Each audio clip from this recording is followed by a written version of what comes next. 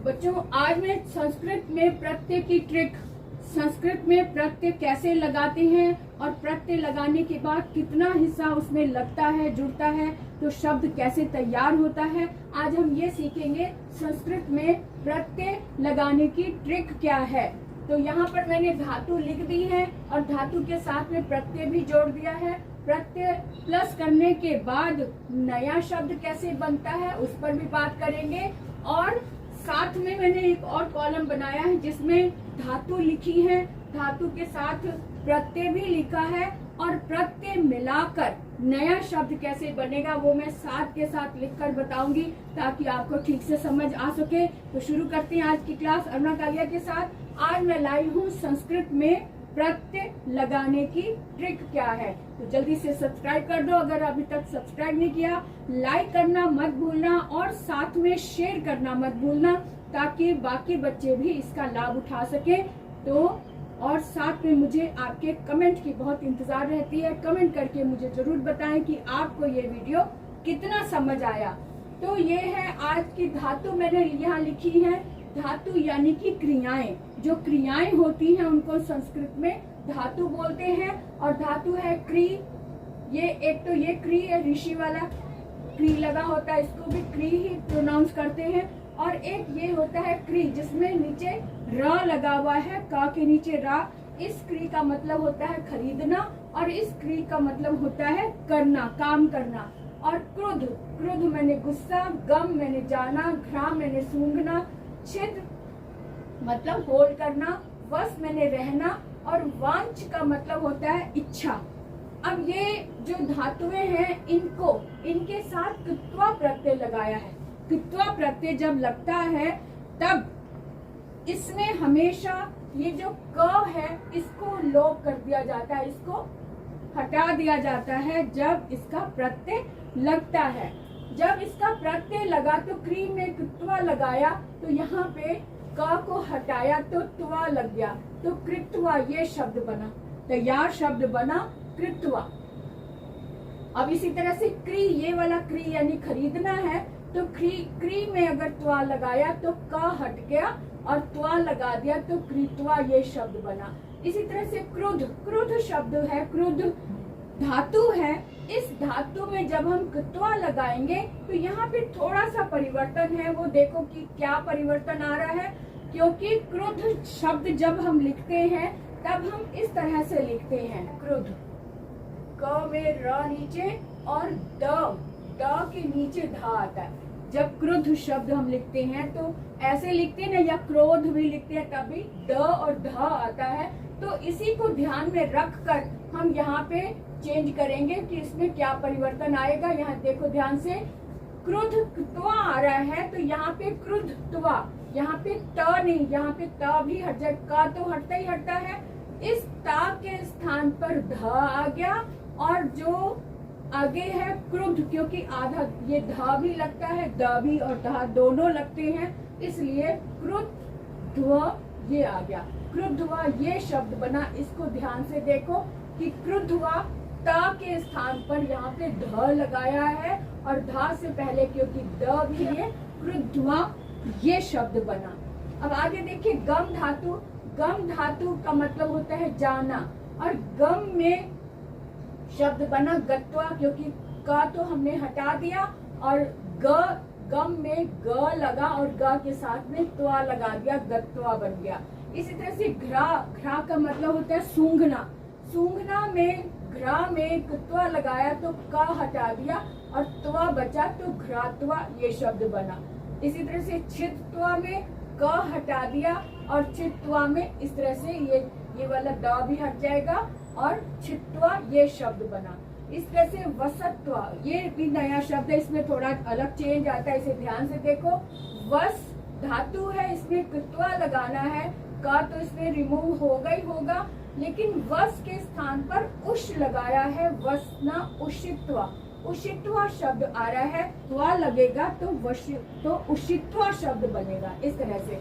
अब आगे देखो वांछ, वांछ का मतलब होता है इच्छा, इच्छा वाले शब्द में वांछ में जब त्वा लगा तो क रिमूव हो गया और वांछित्वा छ में ई की मात्रा लग जाएगी, वांछित्वा, ये शब्द तैयार हुआ नया वांछित्वा।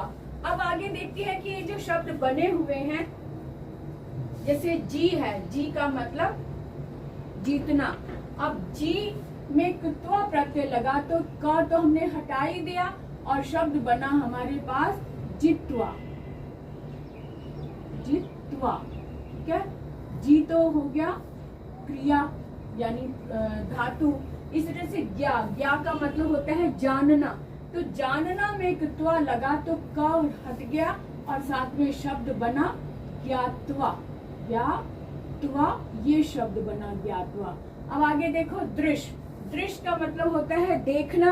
अब देखना, दृश्य में जब कृत्वा लगा तो इस क को हमने हटा दिया और जो यहाँ पर जब हम त्वा लगाएंगे त के स्थान पर ट लगेगा, क्योंकि ट का उच्चारण स्थान दांत है, दंत होता है, और दंत के स्थान पर हमने ट लगाएंगे ताकि बोलने में आसानी रहे।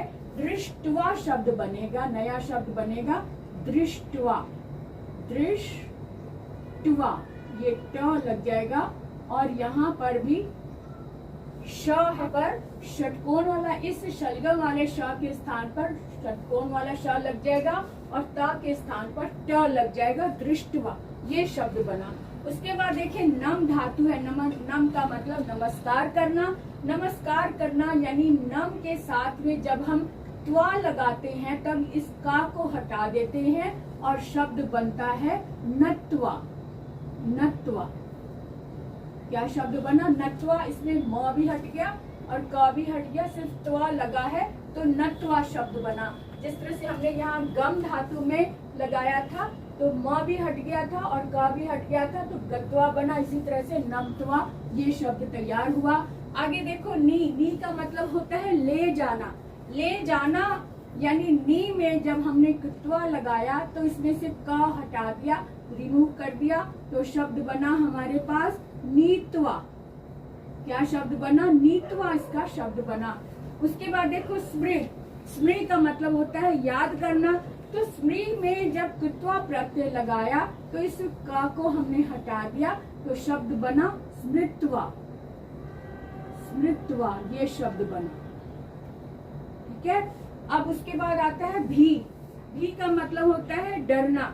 तो भी में जब हम कृत्वा प्रत्यय लगाएंगे तब का तो हमने हटा दिया इस तरह से और शब्द बना भीतवा, शब्द बना भीतवा। अब एक बात और समझ लो कि जब कृत्वा प्रत्यय लगता है इसका मीनिंग, जिस भी शब्द में कृत्वा प्रत्यय लग जाता है उस शब्द का मीनिंग करके हो जाता है। करके, जैसे क्री है, कृत्वा बना तो कृत्वा का मतलब काम करके।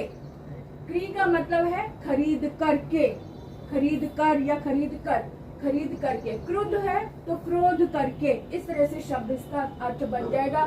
गम है तो गत्वा का मतलब जाकर, घ्रा का मतलब सूंघ कर, छेद का मतलब छेद कर, वस का मतलब वस कर, मतलब बसना, कहीं जहाँ पर बसना, वस कर।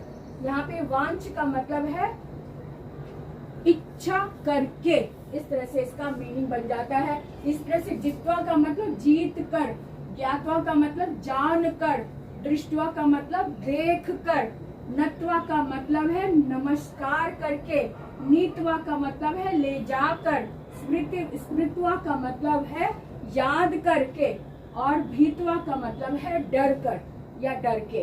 तो इस तरह से इसके शब्दों का अर्थ भी बदल जाता है।